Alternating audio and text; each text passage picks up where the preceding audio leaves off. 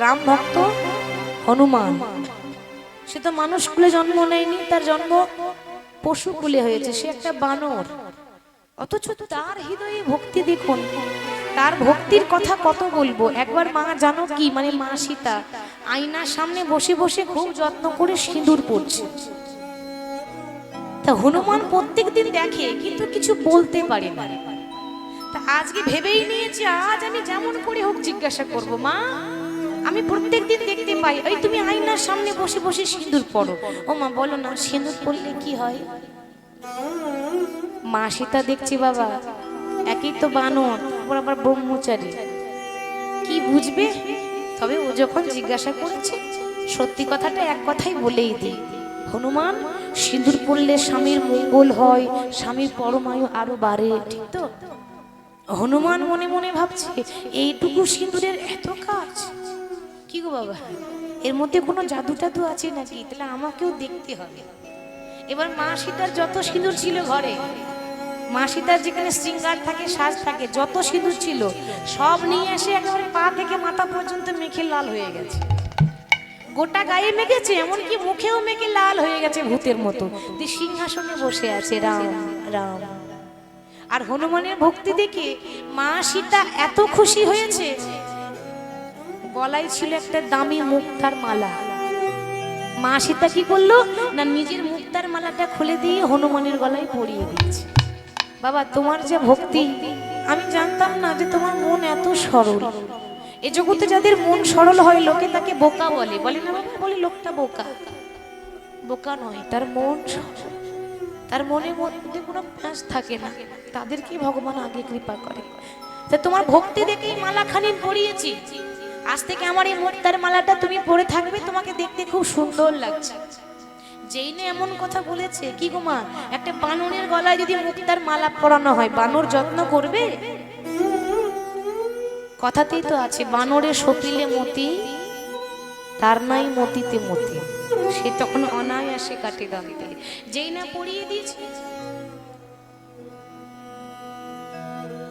হনুমানের কাণ্ড দেখুন, বারবার মালাটা দেখছে, নিখুঁত করে দেখলে, দেখার পর এক একটা মুক্তা দাঁতে করে কাটছে আর চিবিয়ে চিবিয়ে ফেলছে, দাঁতে করে কাটছে আর চিবিয়ে চিবিয়ে ফেলছে। লক্ষণ বলছে মা দেখলে তো, বলেছিলাম একটা বানরের গলায় মুক্তার মালা দিও না, তুমি তো আমার কথা শুনলে না, ওই দেখো কেমন কাণ্ড করে বসে আছে দেখো। হনুমান তখন বলছে লক্ষণ আমি একটা বানর বলে তুমি আমায় অপমান করলে তো, আসলে তুমি আমার বাইরেরটাই দেখলে গো, আমার অন্তরটা দেখলে না। এ জগতে কেউ যখন বিচার করে তো বাইরেরটা দেখেই ভালো মন্দ বলে চলে যায়, বাইরে ভালো হলে ভালো নালে মন্দ, ঠিক তো মা? মনটা কেউ দেখে না, হৃদয়টা কেউ দেখে না। আসলে এই যে মালাটা মা আমাকে দিয়েছে আর আমি যে দাঁতে করে কেটে চিবিয়ে ফেললাম, কেন জানো? মালাটা তোমার কাছে লাখ টাকার দাম হতে পারে, আমার কাছে 1 টাকার দাম নেই। কেন? যে মালার মধ্যে আমার প্রভুর নাম লেখা থাকে না,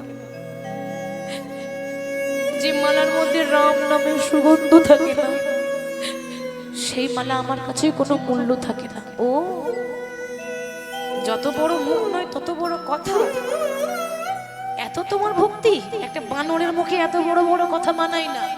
আর এত যদি তোমার ভক্তি হয়, দেখি তোমার অন্তরটা দেখাও, আমিও দেখি তোমার কত ভক্তি আছে। হনুমান দেখায়নি বাবা, দেখতে চাও? দেখে না, তোমার ভক্তিটা তো বাইরে আছে, আমার প্রভু আমার অন্তরে আছে। সঙ্গে সঙ্গে হৃদয়ে চিরে দেখিয়ে দিল, দেখাই রাম সীতা তার হৃদয় মাঝে, হৃদয় রাম সীতা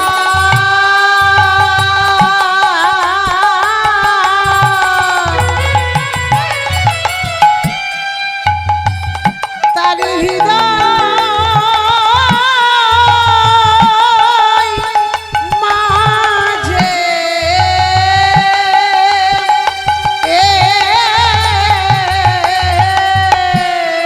তার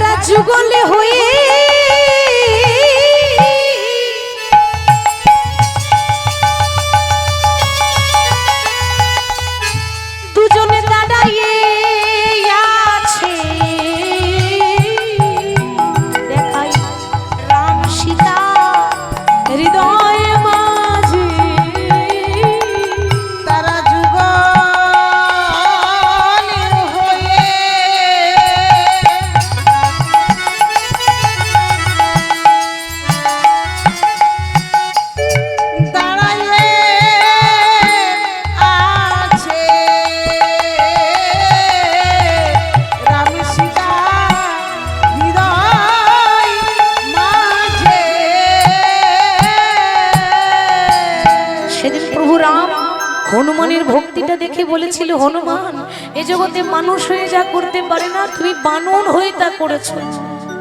প্রমাণ হয়ে গেল রামায়ণে তোমার মতো ভক্ত আর কেউ নেই, রাম ভক্ত হনুমান। আজ থেকে তোমাকে বর দিলাম, এই পৃথিবীতে যখন রাম নবমী হবে সেদিন রামের পুজো হবে না। রাম নবমী মানে রামের জন্মদিন, কিন্তু পুজোটা কার হয়? বজরংবলী মানে হনুমানের নামে পতাকা ওড়ানো হয়, তাই না? ঘরে ঘরে যারা রাম নবমী করে, অনেক ঘরে, বেশিরভাগ তো পশ্চিমবাংলায় হয়, তবে খুব কমই হয়। এই দিকটা তো হয়, পশ্চিম বর্ধমানে হয়, আবার ঝাড়খণ্ড, উত্তরপ্রদেশ, মধ্যপ্রদেশ, তাই তো বাবা? যেখানে যেখানে বেশি ধুমধাম হয় সেই জায়গাগুলো বললাম। তো সেখানে দেখবেন বজরংবলী হয়, হনুমানের পুজো হয়। জন্মদিন রামের, পুজো কার হচ্ছে? হনুমানের। ভগবান বললেন, আমার থেকে আমার নাম বড়, আর আমার নামের থেকে আমার ভক্ত বড়। ভক্ত আমার প্রাণ, ভক্ত আমার প্রাণ, ভক্ত আমার প্রাণ,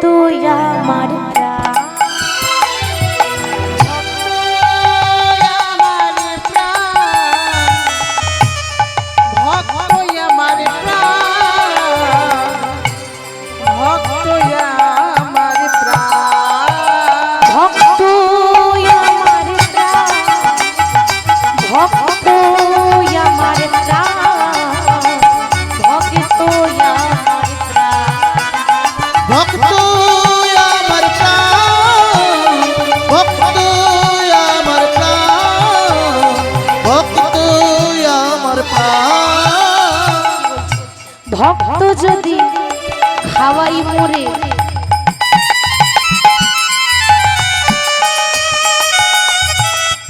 আমি যত্ন করে খাই। হরি হরি হরি। আরে ভক্ত যদি না খাওয়াই সেদিন উপবাসের, ভক্ত যদি খাওয়াই মরে,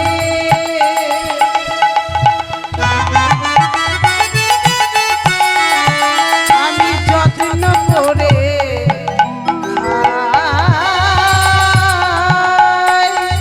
ভক্ত যদি না খাওয়াই উপবাসে রই। ভক্ত যদি খাওয়াই মরে, যত্ন করে খাই। ভক্ত যদি না খাওয়াই সেদিন উপবাস।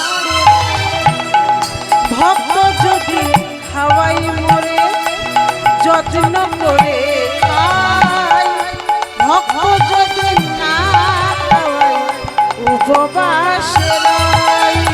ভক্ত আমার প্রাণ, ভক্ত আমার প্রাণ, ভক্ত আমার প্রাণ, ভক্ত আমার প্রাণ, ভক্ত আমার প্রাণ, ভক্ত আমার প্রাণ। ওগো আমি ভক্তের প্রাণ, আমি ভক্তের প্রাণ, ওগো ভক্ত আমার প্রাণ, আমি ভক্তের প্রাণ, আমি ভক্তের প্রাণ, ভক্ত আমার প্রাণ। হরি বলি। তো হনুমানের ভক্তির তুলনা নাই। আজকে সেরকম গোবিন্দ ঘোষ হাঁটতে হাঁটতে যাচ্ছে কোথায়? গৌরকে দেখতে, উড়িষ্যার জগন্নাথ মন্দির। ওমা, এবার যেই না জগন্নাথ মন্দিরে গিয়ে দাঁড়িয়েছে না, ওই গোবিন্দ ঘোষ দেখছে কি বাবা, গোনা যাচ্ছে না এত ভক্ত গৌর হরিকে একেবারে ঘিরে ঘিরে দাঁড়িয়ে আছে। মানে এত ভক্তের ভিড়, গৌর হরিকে দেখাই যাচ্ছে না। তো যখন ওই ভক্তদের কাছে গিয়ে গোবিন্দ ঘোষ বলছে, ওগো আমি অনেক দূর থেকে এসেছি, সেই পশ্চিম বাংলার অগ্রদ্বীপ থেকে। আমার নাম গোবিন্দ ঘোষ, আমার মনে বড় বাসনা, আমি যদি তোমাদের মতো একবার গৌর চরণটা ধরতে পেতাম, আমাকে একটু দেখার সুযোগ করে দাও না। দূর হয়ে যা, এতক্ষণ আমরা লাইন দিয়ে দাঁড়িয়ে আছি, আমরা দেখতে পেলাম না, আর কোথাকার কোন ভিখারি এসে বলছে আমি গৌর দেখবো, এখন আমরাই তো দেখতে পেলাম না। দূর দূর করে দাঁড়িয়ে দিল। গোবিন্দ ঘোষ মাথা নিচু করে মনে মনে চিন্তা করছে, গৌর এ জন্মে বোধহয় আর তোমার সঙ্গে দেখা হবে না। এসেছিলাম খুব আশা নিয়ে, কিন্তু আমি তোমার কাছে যাওয়ার আগে ওরা আমাকে তোমার কাছে যেতে, তোমার কাছে পৌঁছাতে পারলাম না। এ জগতে সবাই বলে তুমি নাকি দয়াল হরি, এ জগতে সবাই বলে তুমি নাকি কাঙালের ঠাকুর। তুমি যদি কাঙালের ঠাকুর হয়ে থাকো, তুমি যদি দয়াল হরি হয়ে থাকো, তাহলে কাঙালের প্রতি কি দয়া হবে না? এই কাঙাল কোনোদিনও কি তোমার চরণ সেবা করতে পারবে না? বেশ, আমারও নাম গোবিন্দ ঘোষ, এত সহজে হার মানব না। হরি বল। আজকে যদি কৃপা না হয় বাবা, কালকে তো হবে। দেখেছেন, আশা ছাড়িনি, আশাতেই চাষা খাটি, আশা ছাড়ব। আজ কৃপা না হলো তো কি হলো, কাল হবে। কাল যদি না হয় তার পরের দিন হবে। এ জন্মেও যদি কৃপা না হয় পরজন্মে তো হবে। 100 জন্মেও যদি কৃপা না হয় 101 জন্মে তো হবে। ততদিনের জন্য আমিও তোমার জন্য অপেক্ষা রইলাম। সে 100 বছরও বাঁচবে না, বাঁচবে নাকি তার ঠিক নেই, কিন্তু আশাটা কত বড়। তোমার জন্য অপেক্ষা করব। অনেকটা দূরে একটা বৃক্ষ রয়েছে, মানে গাছ, আর গাছের আড়ালে গোবিন্দ ঘোষ দূর থেকে দেখছি। আর যেই না দূর থেকে দেখছি বাবা, ওদিকে ভক্ত এত দূর আসবে আর ভগবান থাকতে পারে? ভক্তের ভগবান তো তিনি ভক্তগণকে ছেড়ে দিয়ে মহাপ্রভু তখন ছুটতে ছুটতে এসে ওই গোবিন্দ ঘোষের কাছে এসে দাঁড়িয়েছে। বলছে, কি গো, বলি এমন করে আমাকে দূর থেকে লুকিয়ে লুকিয়ে দেখছো কেন? আমার সামনে এসে দেখতে পাচ্ছ না? প্রভু, গিয়েছিলাম তো, ওরা দেখতে দিল না, দূর দূর করে তাড়িয়ে দিল। ও আচ্ছা, কি নাম তোমার? আজ্ঞে, আমার নাম গোবিন্দ ঘোষ। বাহ, ভারী সুন্দর নাম তো। কোথা থেকে এসেছো? প্রভু, আমি সেই অগ্রদ্বীপ থেকে এসেছি, সেই পশ্চিম বাংলা থেকে উড়িষ্যায় এসেছি, শুধুমাত্র একটা কাজের জন্য। কি কাজ? আমি যে জগন্নাথ দেখতে চাই। জগন্নাথ দেখতে চাও? বেশ, তো ওই তো মন্দিরের দরজা খোলা আছে, যাও জগন্নাথ দেখে এসো। প্রভু, আমি এত দূর থেকে কষ্ট করে হেঁটে হেঁটে এসেছি, আমি তো ওই জগন্নাথ দেখবো বলে আসিনি। সে কি, তুমি কোন জগন্নাথ দেখবে? মন্দিরে সাক্ষাৎ জগন্নাথ বসে আছে, তুমি তাহলে আর কোন জগন্নাথ দেখতে চাও? প্রভু, তুমি যে জগন্নাথের কথা বলছো সে তো অচল জগন্নাথ, কথা বলতে পারে না, নড়াচড়া করতে পারে না। আর আমি যে জগন্নাথের কথা বলছি সে হলো সচল জগন্নাথ। সে কাঁদতে পারে, হাসতে পারে, গাইতে পারে, গড়া গড়ে দিতে পারে। কেউ জানুক না জানুক, আমি জানি যেই গৌর সেই কৃষ্ণ, সেই জগন্নাথ। ও, তাহলে তুমি আমাকে চিনতে পেরেছো? সবাইকে তো মহাপ্রভু ধরা দেয় না, তুমি তাহলে আমাকে ধরতে পেরেছো? আসলে এ জগতে কেউ যদি আমাকে ধরার মতো ধরে, আমি তাকে কখনো ছাড়ি না। আপনি যদি মনে করেন আমি হরি নাম ছেড়ে দেব, তো আপনি নাম ছেড়ে দিলেও হরি আপনাকে ছাড়বে না। যাকে একবার ধরে তাকে আর কখনো ছাড়ে না। তা বলো, তুমি যখন এসেছো আমাকে চিনতে পেরেছো, তাহলে আমার কাছে কি চাইবে বলো? গাড়ি বাড়ি টাকা পয়সা? প্রভু, যারা ভক্ত হয় তারা তো ভগবানের কাছে গাড়ি বাড়ি চাইতে যায় না। আমি গাড়ি বাড়ি চাইতে আসিনি, আমার মনে বড় বাসনা আছে, আমি সারা জীবন তোমার চরণের দাস হয়ে থাকবো, আমি সারা জীবন তোমার সঙ্গী হয়ে থাকবো। গোবিন্দ, ঘরের ছেলে ঘরে ফিরে যাও, ওইরকম ভুল করতে এসো না। কেন? কারণ আমি একটা সন্ন্যাসী, আর সন্ন্যাসীর সঙ্গ যে করে তাকে সারা জীবন কাঁদতে কাঁদতে তার জন্ম যাবে। কেন? কেন আবার? তুমি বাড়িতে থাকলে কত সুন্দর এসি রুমে থাকতে পারবে, আর আমরা গাছতলায় পড়ে থাকি, আমাদের কোনো ঘর বাড়ি থাকে না। তুমি বাড়িতে থাকলে 56 ভোগ খেতে পাবে, পায়ের উপর পা দুলিয়ে বসে খেতে পাবে। আর আমরা সন্ন্যাসীরা, আমরা ভক্তরা যেটুকু দেয় সেটুকু সেবা পাই না, সেদিন উপবাসে থেকে যায়। পারবে না গোবিন্দ, আমার সঙ্গে থাকতে পারবে না। কি যে বলো না দয়াময়। আরে যে পক্ষে ভগবান রয় তার কোনোদিন বিপদ হয়? বিপদ ভঞ্জন মধুসূদন থাকতে আবার বিপদ কিসের? আমি ঘরে ফিরে যাব, আমি বড় আশা করে এসেছি, আমাকে যেমন করে হোক তোমার দাস করতে হবে। বেশ, তাই হলো, তুমি যখন এতই তোমার ইচ্ছা, আজ থেকে তুমি আমার সঙ্গী হলে, আজ থেকে তুমি আমার সঙ্গী হলে। সঙ্গী মানে বন্ধু, পথের সাথী। মহাপ্রভু যেখানে যাবে সেও সেখানে যাবে, তাকে বলে সঙ্গী। আর পেছনে তো গোনা যাচ্ছে না, একেবারে অগণিত ভক্ত। এবার সঙ্গী হওয়ার পর জগন্নাথ ধাম, জগন্নাথ মন্দির পরিত্যাগ করে এবার মহাপ্রভু গ্রামে গ্রামেই হরিনাম প্রচার করছে। এবার গ্রামে গ্রামে যখন হরিনাম প্রচার করছে, কেমন ভাবে বাবা, প্রভুর নাম তো অবিরত আমরাই গাই, তাই না? আর আমাদের গাওয়া তো দরকার, শয়নে স্বপনে নিশি জাগরণে সর্বদাই তার নাম করতে হবে। হরি বলো রে, হরি বলো রে, একবার বলো রে, বলো রে, হরি বলো রে, হরি বলো রে, হরি বলো রে, হরি বলো রে, বলো রে, হরি বলো রে, হরি বলো রে, হরি বলো রে, বলো রে, বলো রে, হরি বলো রে, হরি বলো রে, হরি বলো রে, বলো রে, বলো রে, হরি বলো রে।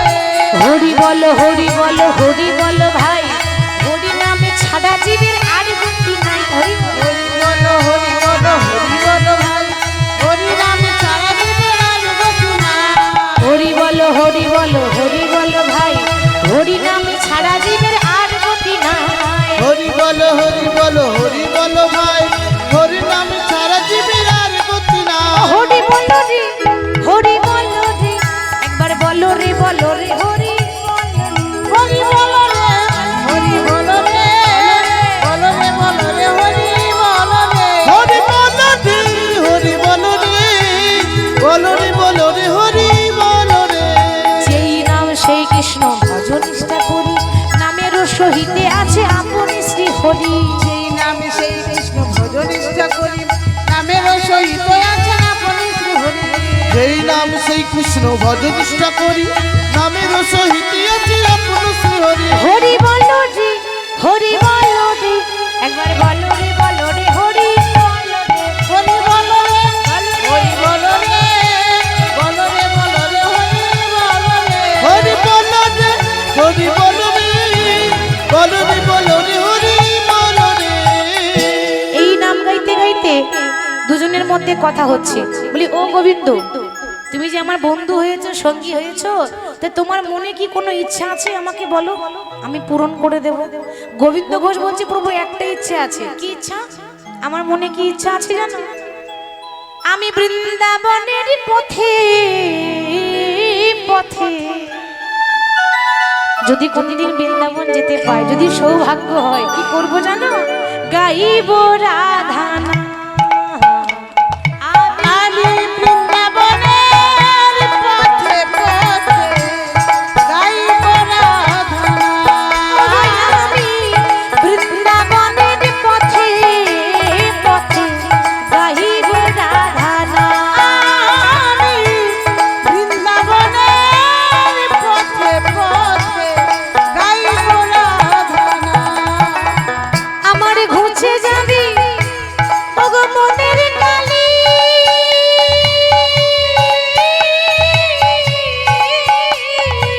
আমার ঘুচে যাবে মনের কালি।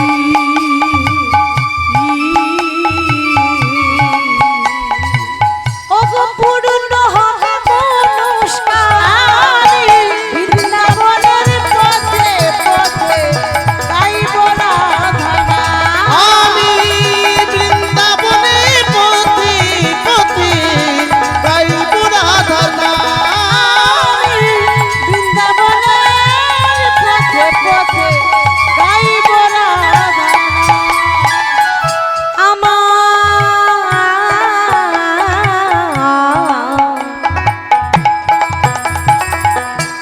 জীবনটাকে কাটিয়ে দিলাম হাজার কাজের ভিড়ে। আমার জীবনটাকে আমি কাটিয়ে দিলাম মনরে হাজার কাজের ভিড়ে। আমি জীবনটাকে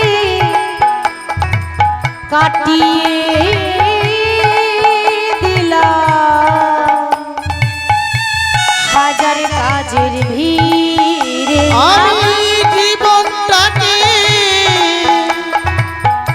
কাটিয়ে দিলাম হাজার কাজের ভিড়ে প্রভু অন্তিমে সব অসারে ভেবে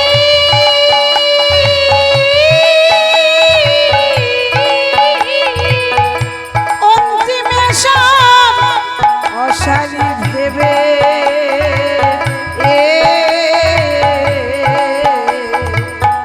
এলাম তোমার দ্বারে। ওগো ভিক্ষার পাত্র হাতে লয়ে, ভিক্ষার পাত্র হাতে লয়ে আমি ভিখারি সাজিলাম। আমি বৃন্দাবনের পথে পথে গাইব রাধা আমি বৃন্দাবনের পথে পথে গাইব রাধা। ওগো আমি বৃন্দাবনের পথে পথে গাইব রাধা আমি বৃন্দাবনের পথে পথে গাইব রাধা। হরি বল। যখনই বলছি প্রভু আমার ইচ্ছা আছে বৃন্দাবনের পথে পথে গাইব রাধা নাম, মহাপ্রভু বলছে বাহ, তো আমারও তো তাই ইচ্ছা আছে, আমারও ইচ্ছা ছিল, কিন্তু জানো আমি প্রথমেই বৃন্দাবন চলে আসতাম, কিন্তু আমার দাদা নিত্যানন্দ আমাকে ওই ভুলপুরে শান্তিপুরের পথ দেখিয়েছিল, আমি তো চিনতাম না, তো আমারও যা ইচ্ছা তোমারও তাই ইচ্ছা। বাহ, ভালোই হলো, চলো দুজনে একসঙ্গে যাত্রা করছি, আর পেছনে রয়েছে ভক্তরা। যাত্রা করতে করতে ঠিক পৌঁছে গেলেন উড়িষ্যা ছেড়ে পশ্চিম বাংলায় ঢুকেছেন। পশ্চিম বাংলায় ঢুকে পৌঁছালেন কোথায়? পূর্ব বর্ধমান জেলার পূর্বস্থলী গ্রামে। পূর্ব বর্ধমান, এটা পশ্চিম বর্ধমান, ওদিকে পূর্ব বর্ধমান জেলার পূর্বস্থলী বলে একটা জায়গা, সেই পূর্বস্থলী গ্রামে মহাপ্রভু হাঁটতে হাঁটতে হাঁটতে হাঁটতে পৌঁছেছেন। সেই গ্রামে এসে যখন পৌঁছালেন, তো আশেপাশে যত গ্রামের ভক্ত ছিল, একবার যদি কেউ গৌর দেখে না বাবা, তার দশা যে কি হবে। এ জগতে কেউ যদি দেখতে খুব সুন্দর হয় বা সুন্দরী, তো কবার দেখবেন? একবার দুবার, খুব বেশি হলে 10 বার, তারপর দেখবেন আর ভালো লাগবে না। লাগবে? আর ভালো লাগবে না দেখতে, যতই সুন্দরী হোক বারবার দেখতে ভালো লাগে না। কিন্তু যদি একবার গৌরকে দেখেন, আহা, যারা বড় বড় যোগী তারা ধ্যান ছেড়ে যায়, ধ্যান ভেঙে যায় তাদের। যারা সতী তারা নিজের স্বামী পর্যন্ত ছেড়ে দেয় ওই জগৎপতিকে পাওয়ার জন্য। তাকে যে একবার দেখে, তাকে যে একবার দর্শন করে, তাকে যে একবার হৃদয়ে প্রবেশ করিয়ে নেয়, তার দশা কি হয়? সে যে পথের কাঙাল, কাঙাল হয়ে যায় গো। সে তো পথের কাঙাল হয়ে যায় গো। যে জন গৌরী বলে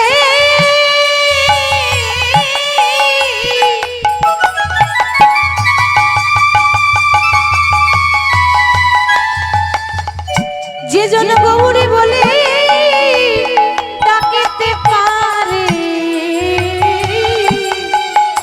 সে ধনী হয় না, সে বড় মনের কাঙাল হয়ে যায় গো। যে জনি গৌরী বলে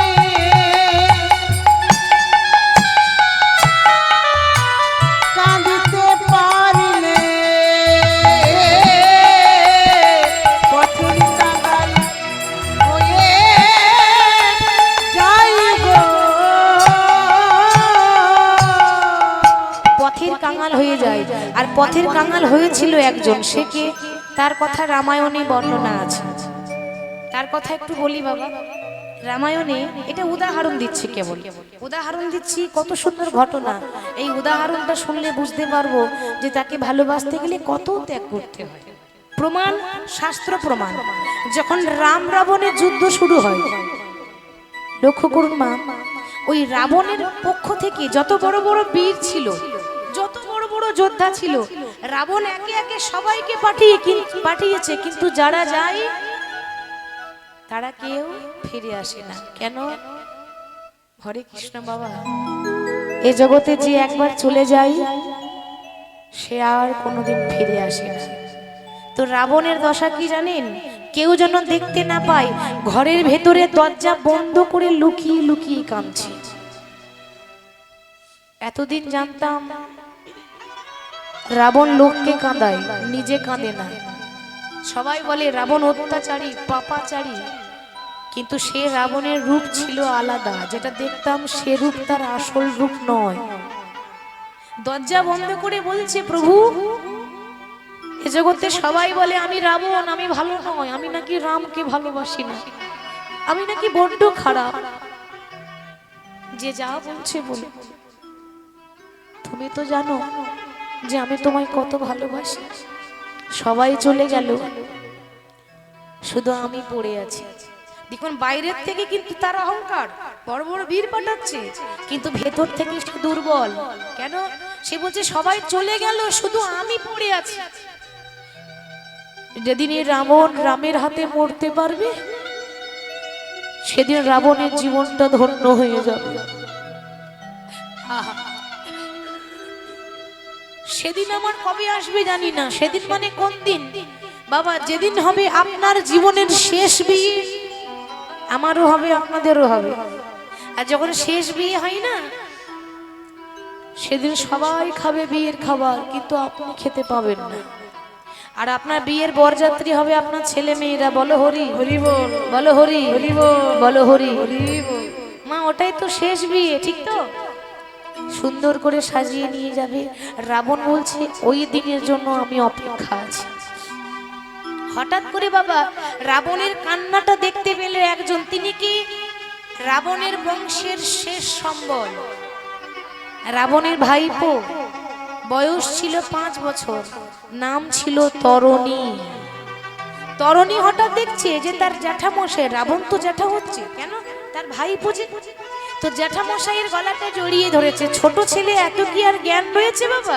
তো জড়িয়ে ধরে বলছে, ও জ্যাঠামশাই কি হয়েছে, তুমি কাঁদছো কেন গো? খোকা তুই বুঝবি না, তুই জানবি না আমি কেন কাঁদছি। আমি বুঝেছি, তোমার কেউ নেই বলে তুমি কাঁদছো। তুমি বোধহয় জানো না, তোমার কেউ না থাকতে পারে, তোমার ভাইপো এখনো বেঁচে আছে। আশীর্বাদ করো, কাল সকালে আমি যাব রামের সঙ্গে যুদ্ধ করতে। খোকা তুই পারবি না। কেন? না, যুদ্ধ করতে গেলে শরীরের বল দরকার, ক্ষমতার দরকার, শক্তি দরকার। শক্তি লাগে, যার শক্তি নেই তাকে লড়াই করা মানায় না। 5 বছরের তরুণী বলছে, জ্যাঠামশাই তুমি ঠিক বলেছো, শক্তি আমার নেই, কিন্তু ভক্তি তো আছে। আমার মা প্রত্যেক দিন যখন রাত্রিবেলায় ঘুম পাড়িয়ে দেয়, আমার মাথায় হাত বুলিয়ে বলে দেয়, খোকারে ভগবানের কাছে গেলে কোনোদিন ক্ষমতা দেখাস না, ভক্তি নিয়ে যাস। তুমি শুধু আমাকে আশীর্বাদ করে দাও, আমি যেন রামের কাছে গিয়ে আর যেন জীবনও ফিরে আসতে না পারি। বাবা কেমন কথা বলছি গো! এ জগতে ছেলে মেয়েরা বাইরে গেলে কি বলে, মা তুমি কেঁদো না, আমি খুব তাড়াতাড়ি চলে আসব, আমি আসছি, এটাই তো বলে। কিন্তু তরুণী বলছে আমি যেন আর ঘরে আসতে না পারি। কেন? কেন জানো? যেদিন এই দেহ ছেড়ে প্রাণ পাখি উড়ে চলে যাবে, সেদিন এই দেহটা কত শিগাল কুকুরে ছিঁড়ে ছিঁড়ে খায়। ওই শিগাল কুকুরের সেবাই লাগার থেকে যদি রামের হাতে মরতে পারি, আমি মনে করব আমার জীবন ধন্য হয়ে গেল। এ কি কম ভাগ্যের কথা? নিশ্চয়ই আগের জন্মে ভালো কর্ম করেছিলাম বলে এজন্য আমি রামের হাতে মরার সুযোগ হচ্ছে।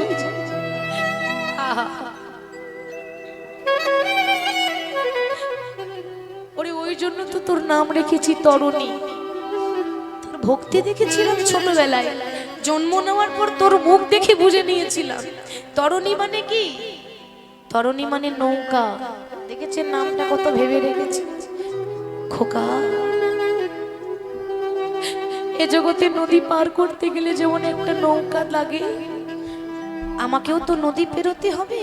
ওরে তুই তো আমার সেই নৌকা, যে আমার 14 পুরুষ উদ্ধার করবি। ওই জন্য তো তোর নাম তরণী রেখেছি। আমি জানতাম আমার বংশের শেষ সম্বল ধার্মিক হবে। তোর বাবা হচ্ছে ধার্মিক বিভীষণ, আর তুই তারই ছেলে। একটা ধার্মিকের ছেলে তো ধার্মিক হবে। বেশ, আমি আশীর্বাদ করি তুই যেন সফল হতে পারিস। তরণী মনে মনে ভাবছি মা, যে আমি তো কাল সকালে যাব, আর তো ফিরে আসবো না। যাওয়ার আগে একবার মাকে প্রণাম করে যাই। ও মায়েরা দেখেছেন, মরতে যাবে আবার মাকে প্রণাম করে। কেন? শুনেছি মাকে প্রণাম করলে নাকি ছেলে সফল হয়। আমি যদি মাকে একবার প্রণাম করে যাই, আমি অন্তত ভালোভাবে রামের হাতে মরতে তো পারবো। যেই না মাকে ডেকেছে, তরণীর মায়ের নাম সরমা দেবী। সরমা, সরমা দেবী এসে বলছে, খোকা ডাকছিস কেন? মা, কেন ডাকলাম জানো? আর কোনোদিন তোমাকে মা বলে ডাকতে পাবো না, তাই শেষবারের মতো ডাকতে এলাম।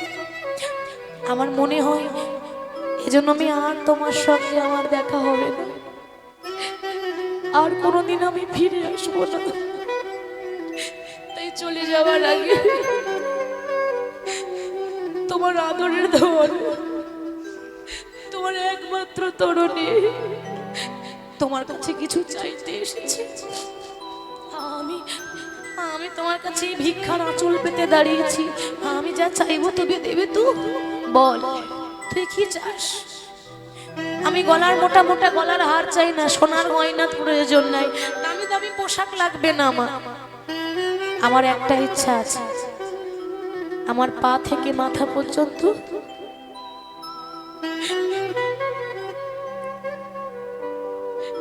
সর্বঙ্গে তুমি রাম নাম লিখে দাও। কারণ আমার ইচ্ছা আছে আমি মরার আগে যেন রাম নাম লিখে মরতে পারি। যাব, একটু সেজে গুজে যেতে হবে না? আমার প্রভুর কাছে যেতে গেলে তো সাজতে হবে, ওইটাই তো আসল সাজ। এ জগতের কজনের ভাগ্যে জোটে যে মরার আগে রাম নাম লিখে মরতে পারে? মুখে বলতে পর্যন্ত পারি না, আর সে সর্ব অঙ্গে লিখতে চাইছে। মা কি করলো?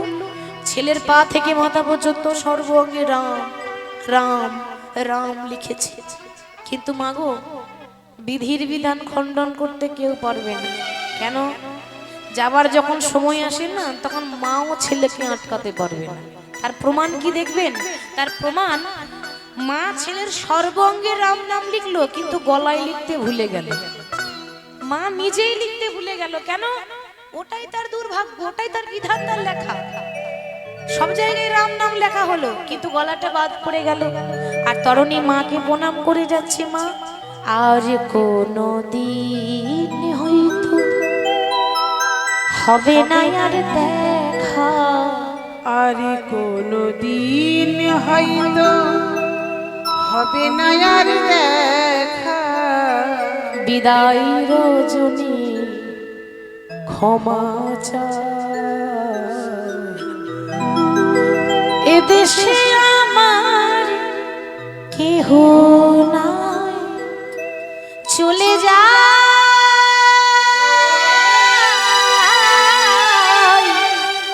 এদেশে আপন কেহ নাই।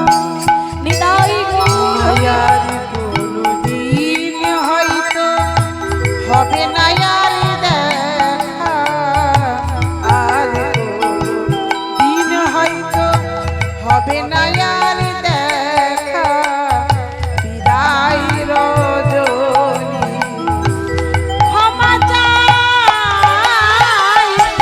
এদেশে আমার কেহ নাই, চলে যায়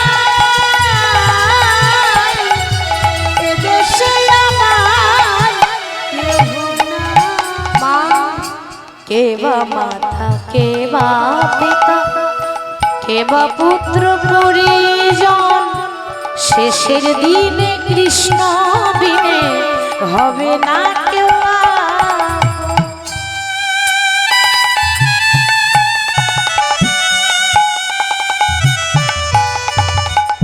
কে বা মাতা, কে বা পিতা, কে বা পুত্র পরিজন, শেষের দিন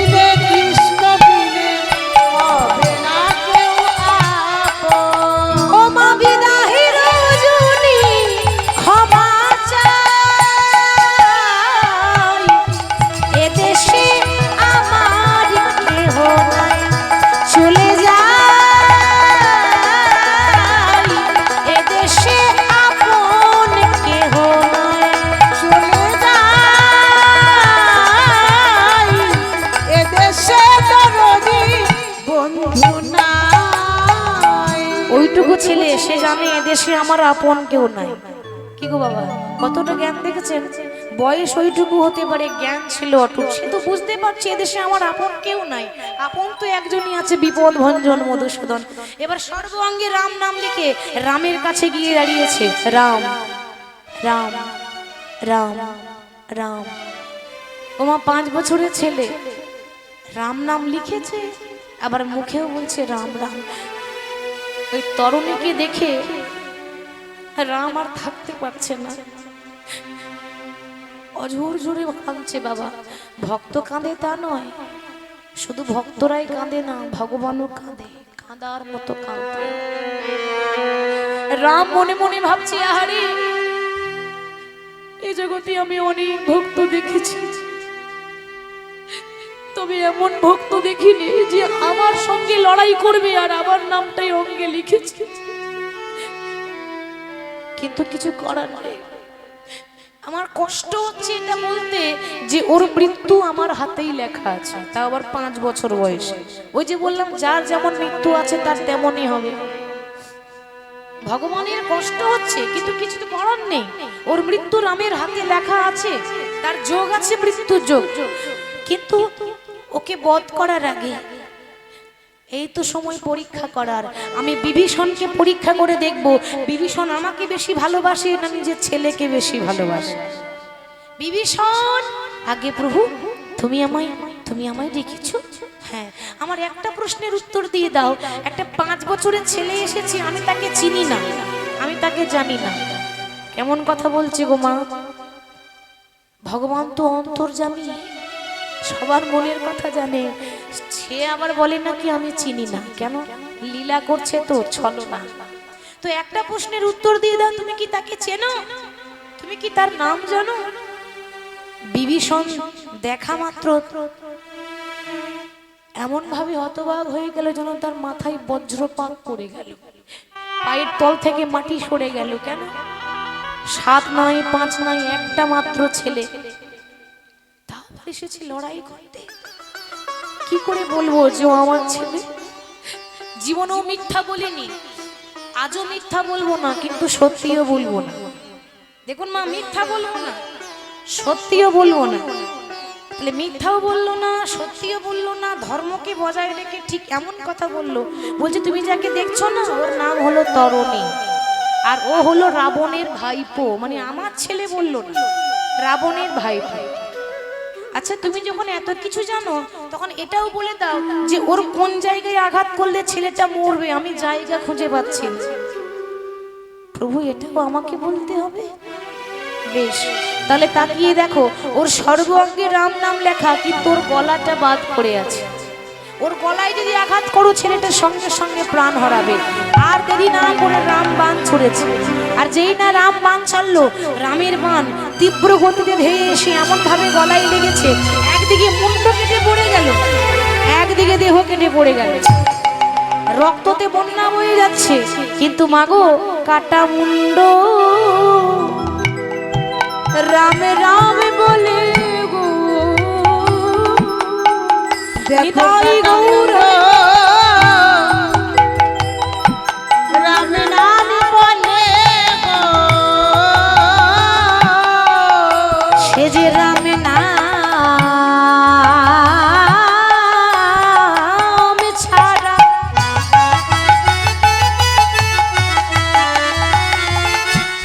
আর কিছু জানে না। দেখো দেখো, তখন কাটা মুন্ড রামে নামে বলে গো,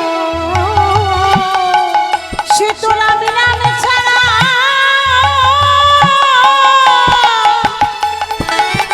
রাম নাম ছাড়া আর কিছু জানে না।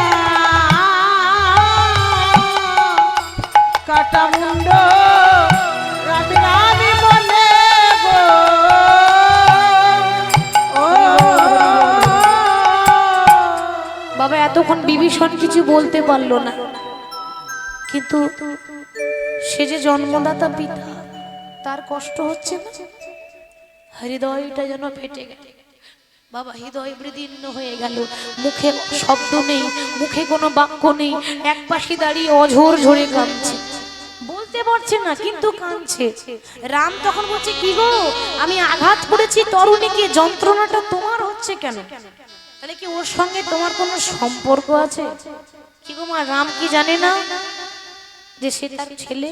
জানে তো, এটাই তো তার পরীক্ষা। পদে পদে ভগবান পরীক্ষা নেয়, প্রতি পদে পদে। তা বলছে, প্রভু আর কত কাঁদাবে? তুমি তো জানো যে আমার একমাত্র পুত্র তরুণী বিভীষণ। আমি জানতাম তুমি আমার জন্য নিজের ছেলেকে বলিদান দিয়ে দেবে, আর সেটাই হলো। বলো তুমি আমার কাছে কি চাও? টাকা পয়সা ধন দৌলত প্রভু তুমি যা দেবে দেবে দাও, কিন্তু আমার ছেলের জায়গাটা দিতে পারবে না। আমাকে বাবা বলে ডাকার মতো আমার আসল ধন তো তুমি ফিরিয়ে দিতে পারবে না। যে চলে গেল সে আর ফিরবে না, তবে পরজনম বলে যদি কোনো জনম থাকে, আশীর্বাদ করো আমার ছেলে তরুণী আবার যেন জন্ম নিয়ে তোমার চরণ সেবা করতে পারে। তথাস্তু, তাই হবে। এই যুগে তো আমি রাম, এই পরেই আসবে দাপর যুগ, আমি হব বৃন্দাবনে কৃষ্ণ, আর তোমার ছেলে তরুণী হবে আমার সব থেকে প্রিয় বন্ধু সুবল সখা।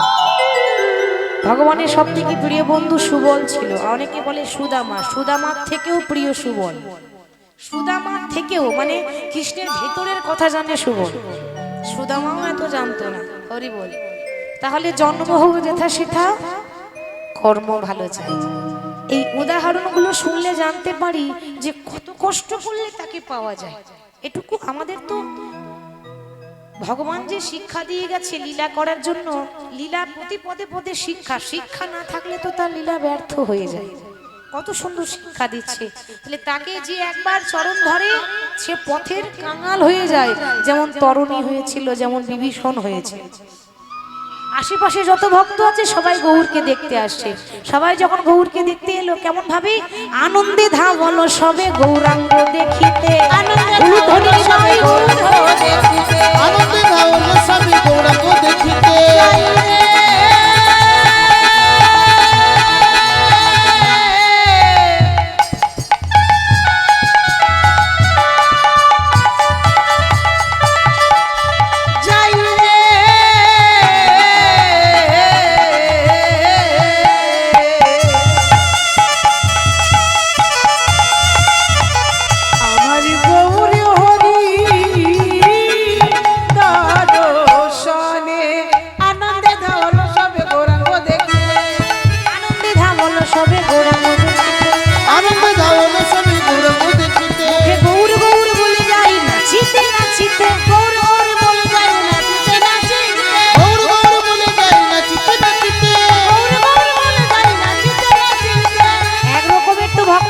হরি নামে দেখবেন কেউ নৃত্য করে, মানে আনন্দে বিভোর হয়ে নামে ডুবে যায়।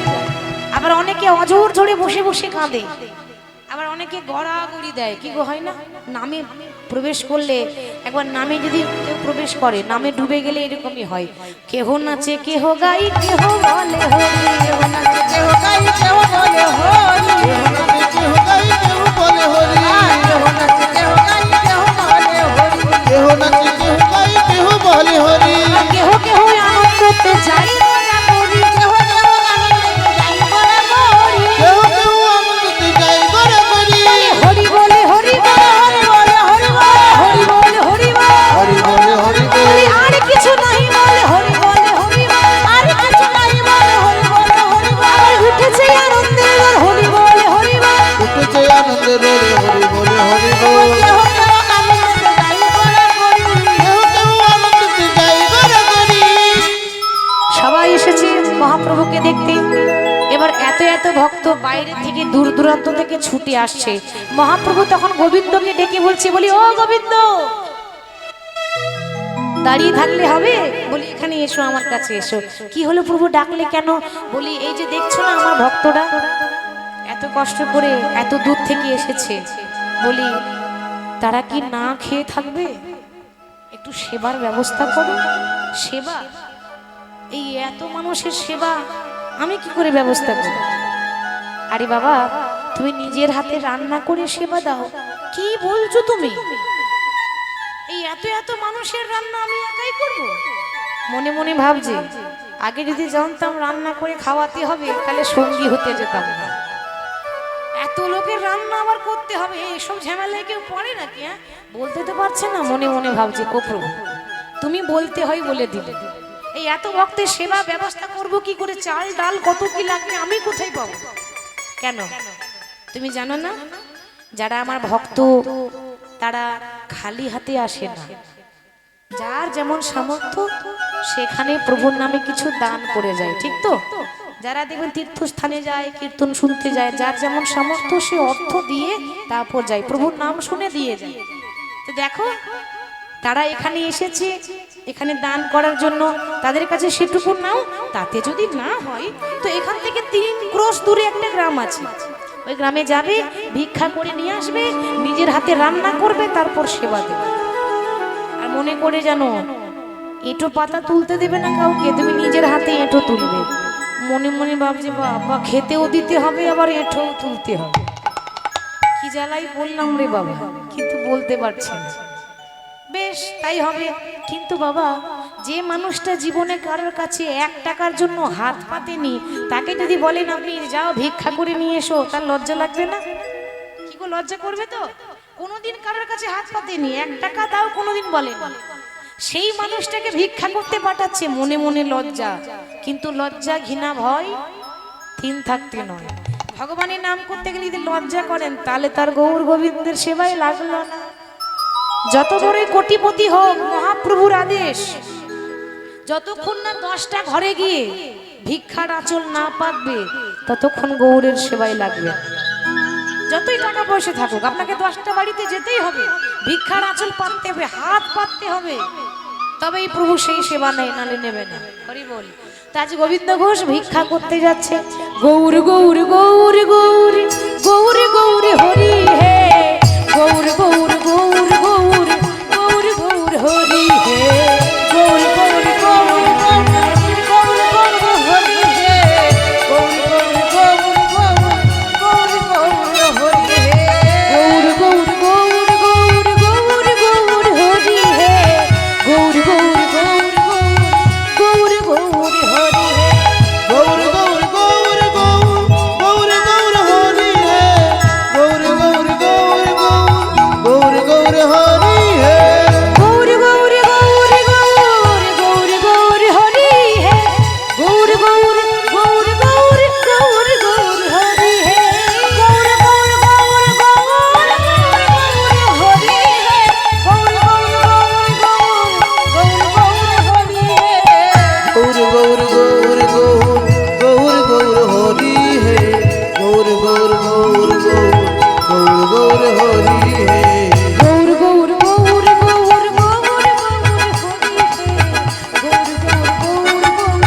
গৌর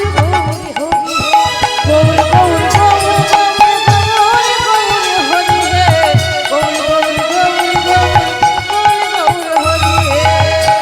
3 ক্রোশ দূরে একটা গ্রাম ছিল, ভিক্ষা করে নিয়ে এসছে, মানে খুব আনন্দে নৃত্য করতে করতে। যেই না ভিক্ষা করে নিয়ে এসে বৌমা যে যেমন পেরেছে দিয়েছে, চাল ডাল, কেউ ফসল লাগিয়েছে সেই ফসলের মধ্যে কিছু শাকসবজি দিয়েছে, যার যেমন আছে সে গোবিন্দ সেবায় দান করেছে। অনেক কিছু দেয়, হরিবাসরে দেয় না, নানা রকম দান করে। কেউ দেখবেন অনেক ফসল লাগায়, তার মধ্যেও প্রভুর সেবায় দেয়, যে যেমন পেরেছে দিয়েছে। ভিক্ষা করে নিয়ে এসেছে, নিজের হাতে রান্না করেছে, দিয়ে সকল ভক্তদের সেবা দিয়েছে। আমরা কি করি, আগে প্রভুকে সেবা দিই, ভোগ দিই, তারপর প্রসাদ পাই। এখানে মহাপ্রভুর উল্টো করলেন, বলছে আগে ভক্তদের সেবা দাও, তারপর আমি তো আছি। মহাপ্রভুর আদেশ ছিল আর কি, সবার সেবা হয়ে গেছে, এবার মহাপ্রভুর সেবা। তো মহাপ্রভুকে বলছে প্রভু এবার তুমি সেবা করে নাও। এবার সেবা যখন করছে বাবা, হঠাৎ সেবা করতে করতে মহাপ্রভু হাতটা বাড়িয়ে দিল। কি হলো প্রভু, আর কি নেবে? তাহলে আরেকটু অন্ন দিই? না না, আর অন্ন লাগবে না। ও বুঝেছি, তাহলে একটু তরকারি দিই? না না, তরকারিও লাগবে না। তাহলে তুমি হাত বাড়িয়ে আছো কেন? অন্ন লাগবে না, তরকারি লাগবে না, তুই সেবা করতে করতে হাত বাড়িয়ে দিলে কেন? ও গোবিন্দ, জানো না সেবা দেওয়ার পর মুখশুদ্ধি দিতে হয়, সেবা দেওয়ার পর মুখশুদ্ধি লাগে। আমাকে সেবা দিয়েছো, কই আমার আমার মুখশুদ্ধিটা দাও। মুখশুদ্ধি? তা তোমার আবার কি মুখশুদ্ধি লাগবে? আমাদের কি মুখশুদ্ধি হয়? পান হোক, জোয়ান হোক, মৌরি হোক, হাজমোলা, চকলেট, এগুলো আমাদের মুখশুদ্ধি। গৌর হরির মুখশুদ্ধি আলাদা। গৌর হরির মুখশুদ্ধি কি? হরি বল। বলছে দেখো গোবিন্দ ঘোষ, আমার মুখশুদ্ধি সেটা হচ্ছে হরিতকি। হরিতকি লাগে আমার মুখশুদ্ধি। তা আমাকে একটু মুখশুদ্ধিটা দাও। ও প্রভু, আমার কাছে তো মুখশুদ্ধি নেই। তুমি যদি আগে বলতে আমি তাহলে এনে রাখতাম। বেশ, তুমি একটুখানি বসো, আমি ওই পাশের গ্রামে হরিতকি ভিক্ষা করে নিয়ে আসছি। আবার আনন্দে যাচ্ছে। মুখশুদ্ধি লাগে রে তরে গ্রামেতে চলিলাম। মুখশুদ্ধি লাগলে তবে গ্রামেতে চলিলাম। তরে মুখশুদ্ধি মাগিয়া আনিলাম। প্রভুর তরে মুখশুদ্ধি মাগিয়া আনিলাম। দরজায় দরজায় গিয়ে কি চাইছে? হরি তো কি বলি, আমি একটি হরি তো কি দাও না। একটা হরি তোকে দাও মা। আমার মহাপ্রভু সেবার লাগি একটি হরি তো কি দাও না। আমার মহাপ্রভু সেবার লাগি একটি হরি তোকে দাও মা। একজন একটি হরি তো কি দিল। এবার গোবিন্দ ঘোষ মনে মনে ভাবছে, ও মা, আজকে যেমন মহাপ্রভু মুখশুদ্ধি নেবে, কালো তো সেবা করবে, মানে কালো মুখশুদ্ধি চাই। কি বাবা, ঠিক তো? তা প্রতিদিন আমি পাবো কোথায়? বলি আমার কি পায়ে ব্যথা হয় না নাকি?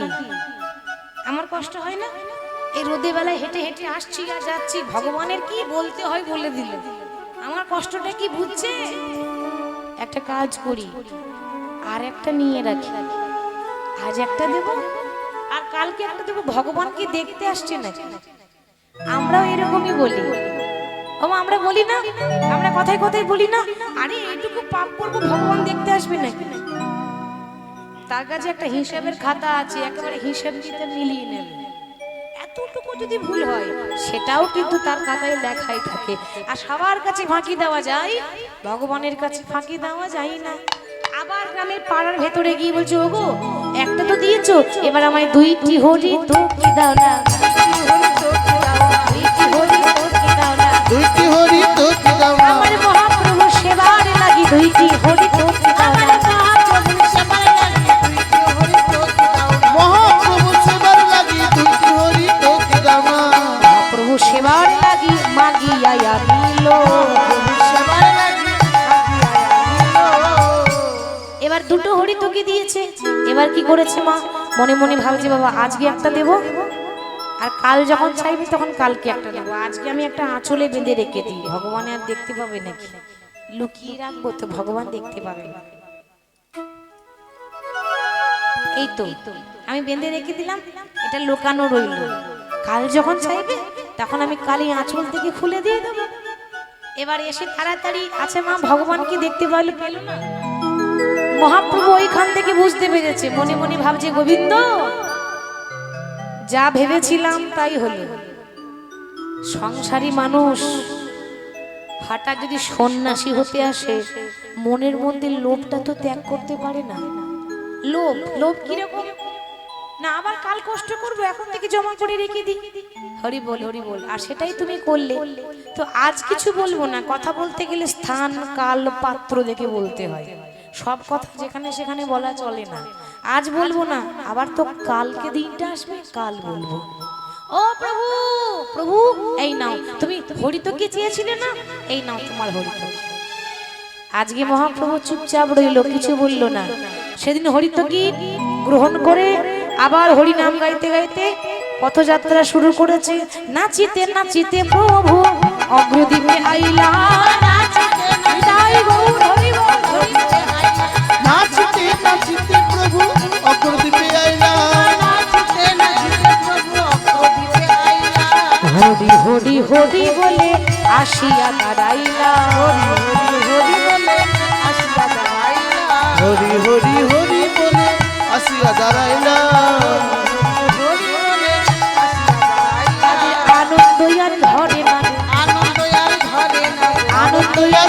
না রে। আনন্দ আর ধরে না। বলি ভক্তগণের সঙ্গে পেয়ে আনন্দ আর ধরে না রে। ভক্তগণ সঙ্গে পেয়ে আনন্দ আর ধরে না। বলি ভক্তগণকে কাছে পেয়ে আনন্দ আর ধরে না রে। ভক্তগণকে কাছে পেয়ে আনন্দ আর ধরে না রে। হরি হরি হরি বলে আসিয়া দাঁড়াইলা। কি বললো? বলছে নাচিতে নাচিতে প্রভু অগ্রদ্বীপে আইলা। অগ্রদ্বীপে আইলা। হরি হরি হরি বলে আসিয়া দাঁড়াইলা। আসিয়া দাঁড়াইলা। বাবা নাচিতে নাচিতে প্রভু অগ্রদ্বীপে আইলা। অগ্রদ্বীপে কার বাড়ি? গোবিন্দ ঘোষেরই তো বাড়ি অগ্রদ্বীপ। বলেছিলাম না যে গোবিন্দ ঘোষ অগ্রদ্বীপ ছেড়ে গেছিল উড়িষ্যা মহাপ্রভুর কাছে। এবার যেখানে তার, যে গ্রামে তার বাড়ি, মহাপ্রভুর লীলা দেখছেন ওই গ্রামেই এসেছে। পরের দিন এসে বলছে, কি গো গোবিন্দ? কি হলো প্রভু? বলছিলাম কি, এই জায়গাটা কোন জায়গা গো? আমি তো ঠিক চিনতে পারছি না। প্রভু তুমি চিনতে পারলে না? এটা অগ্রদ্বীপ গো। অগ্রদ্বীপ? ও ভালোই হলো। বলছিলাম আজকের সেবাটা তোমার বাড়িতে হলে ভালো হয় না? মহাপ্রভু বলছে, কি বলছো প্রভু? আরে অনেক সৌভাগ্যের ফলে ঘরে বৈষ্ণব আসিয়া মেলে, গৃহে হয় বৈষ্ণব সেবা। আমার ভাগ্য ভালো ছিল বলে আমার ঘরে বৈষ্ণবের চরণ ধুলো পড়েছে। আর এত এত ভক্তের পায়ের ধুলো পাই কজন? অনেকে বিরক্ত করে, আবার অনেকে মানুষ দেখলেই বড় আনন্দ হয়, তাই না? আরে এসেছি অতিথি, অতিথি মানে নারায়ণ, সৌভাগ্যের কথা। তো বাবা বলছে, আমি, আমার ভাগ্য ভালো যে তুমি আমার ঘরে এসে একদিন থাকবে, হরি নাম করবে। বেশ তো, থাকো সারাদিন এখানে আমার বাড়িতে আজকে নাম চলবে। আর আমি গোবিন্দ ঘোষ এই আমার গ্রামে পাড়ায় পাড়ায় গিয়ে ভিক্ষা করে এনে নিজের হাতে রান্না করে সেবার ব্যবস্থা করছি। পাড়ায় পাড়ায় অহংকার করে বলছে, দেখেছো আমার মতো ভক্ত কেউ আছে? মায়েরা, ভগবান সব সহ্য করতে পারে, কিন্তু দুটো জিনিস সহ্য হয় না। একটা হলো ভক্তের চোখের জল, আর আরেকটা যদি উল্টো বলেন তাহলে ভক্তের অহংকার। একদিকে ভক্তি থাকতে পারে না, ছুটে আসে, আরেকদিকে অহংকার। অহংকার, ভগবান নিজের অহংকার নিজে দেখে না, আমাদের অহংকার দেখবে? পাড়ায় পাড়ায় বলছে, ওগো শুনছো, আমার মতো ভাগ্যবান, আমার মতো ভক্ত আছে কে? দেখো না, এত এত ঘর থাকতে মহাপ্রভু আমার ঘরেই নাম করতে এসেছে। অহংকার করে ভিক্ষা চেয়েছে, অহংকার করে গ্রামে পাড়ায় পাড়ায় গিয়ে ওই আঁচল পেতে ভিক্ষা নিয়ে নিজের হাতে রান্না করলো। রান্না করে সেদিনটা তার খুব আনন্দ ছিল বাবা। সেদিনের মতো তার মনে খুব আনন্দ। সবাইকে সেবা দিচ্ছে যত্ন করে। সবাই যখন সেবা করছে তার আঙিনায়, তার বাড়ির উঠোনে বসে সবার সেবা হয়ে গেল। এবার শেষে আছে কে? মহাপ্রভু বাকি আছে। আচ্ছা প্রভু, বলছিলাম কি, সবার সেবা হয়ে গেছে, তা আর দেরি না করাটাই ভালো, এবার তুমি সেবা করে নাও। মহাপ্রভু হঠাৎ বলছে, গোবিন্দ নিজের হাতে তো প্রতিদিনই খাই, আজ আমার ইচ্ছা আছে তোমার হাতে একটু সেবা নিতে চাই। যা অহংকার ছিল আরো বেশি বেড়ে গেল, দ্বিগুণ হয়ে গেল। কি, আমার হাতে সেবা নিতে চাই? তার মানে আমার মতো বড় ভক্ত আর কেউ নাই। তো মহাপ্রভুকে সেবা দিচ্ছে। সেবা দিতে দিতে হঠাৎ আগের দিনের মতো মহাপ্রভু হাতটা বাড়িয়ে দিলেন। যেই না হাতটা বাড়িয়ে দিয়েছে, কি হলো প্রভু? আবার হাত বাড়ালে কেন? কেন তুমি জানো না? আবার তোমায় বলতে হবে? আরে সেবা দিয়েছো, মুখশুদ্ধি দাও। গোবিন্দ ঘোষ একেবারে ভাবে গদগদ, ভাবছে আমার মতো বাহাদুরি কাজ আর কেউ করে, আমার মতো বাহাদুর আর কেউ নাই। আমি তো জানি কখন কি লাগবে, সব ব্যবস্থা আমার কাছে আছে। প্রভু মুখশুদ্ধি নেবে? আমি তো জানতাম তুমি মুখশুদ্ধি নেবে। বেশ, একটুখানি দাঁড়াও, তোমার সঙ্গে থাকি তো, তোমার কখন কি প্রয়োজন হয় আমার সব জানা আছে। একটু দাঁড়াও, আমি দিচ্ছি।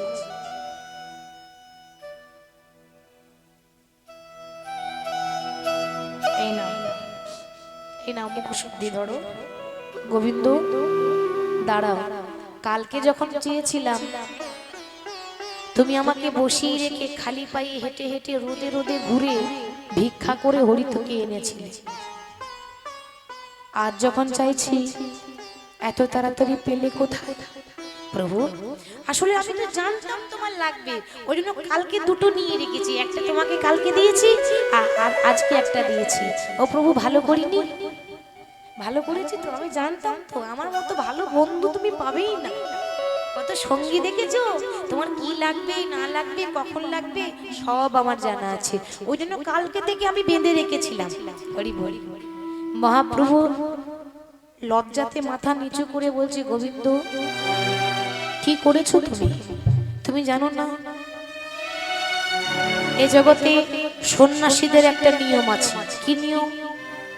এ জগতে সন্ন্যাসীদের নিয়ম আছে, সঞ্চয় করা বস্তু সন্ন্যাসীরা গ্রহণ করবে না। এটা অবশ্য নিয়ম, নিয়মটা রাখতে পারছে না কেউ, সবাই রাখতে পারে না, কিন্তু নিয়ম আমরা কি করি, আর যদি বেশি বেশি পেয়ে যায় তাহলে আর কাল ঘোরার দরকার নেই, আজকে সব ভিক্ষা টিক্ষা করে নেবো, 4 দিন বসে বসে খাবো। এরকমও তো সাধু আছে।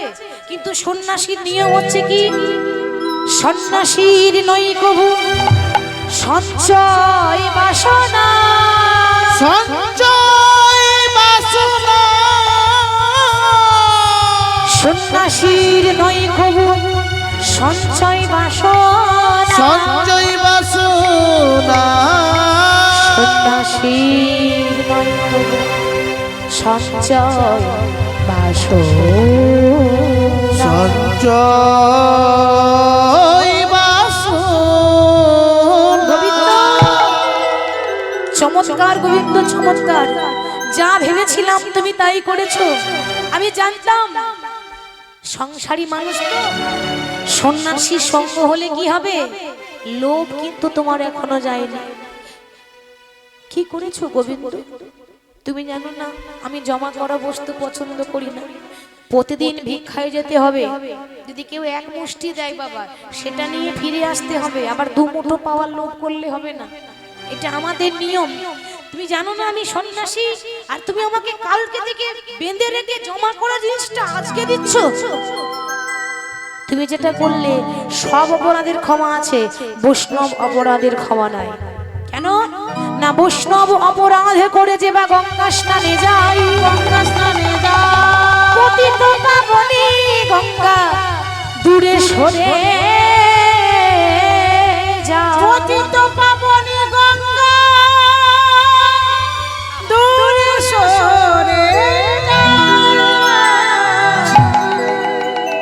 তার প্রত্যক্ষ প্রমাণ নবদ্বীপের চাপাল গোপাল।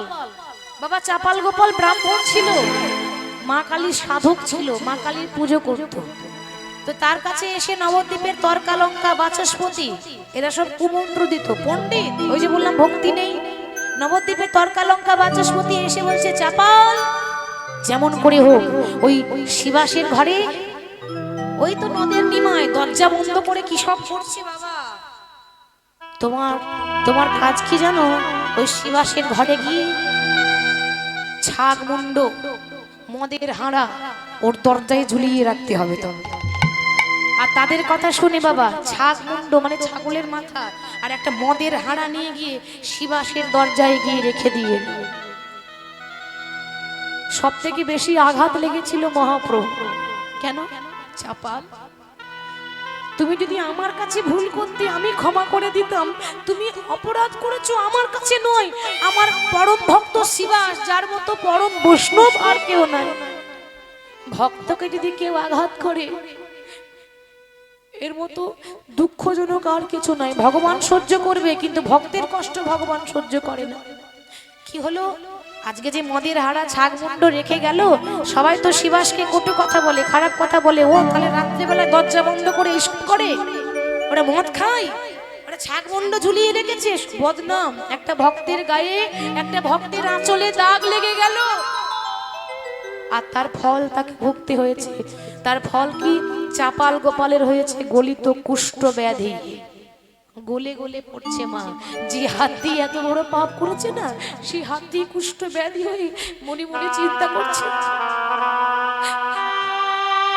আমি আমি যা পাপ করেছি আমি কোথায় যাব?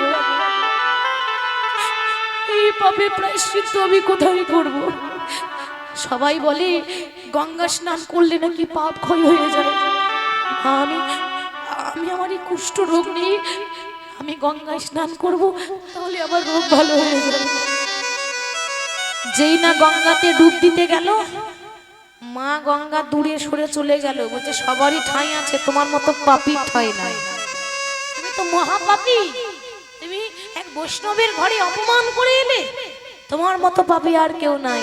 তাহলে বৈষ্ণব অপরাধ করে যে গঙ্গা স্নানে যাই, পতিত পাবনী গঙ্গা দূরে সরে যায়।